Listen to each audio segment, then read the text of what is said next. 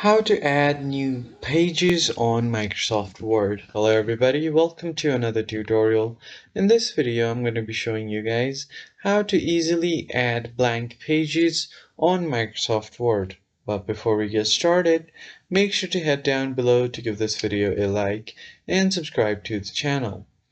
Alright, let's begin. So the first thing that you need to do is open up your Word document, and I have this only page on this document right here.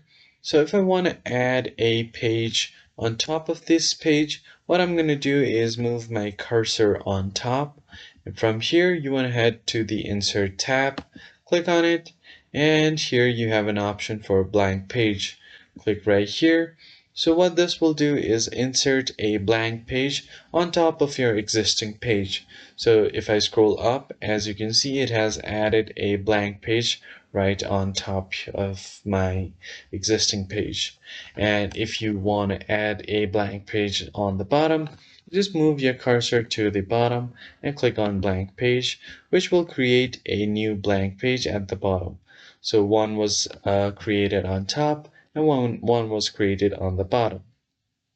So what you need to do now is, if you want to create a new page on the bottom, there is another method. So what you basically do is, if you keep typing something right here like this and you reach the end of the page, you just have to press enter like so, and it will automatically create a new page for you. So as you can see here, there was no page, and if you press enter, it will automatically create a new page for you. So that is pretty much it. I hope you found this video helpful. I'll see you guys on the next one.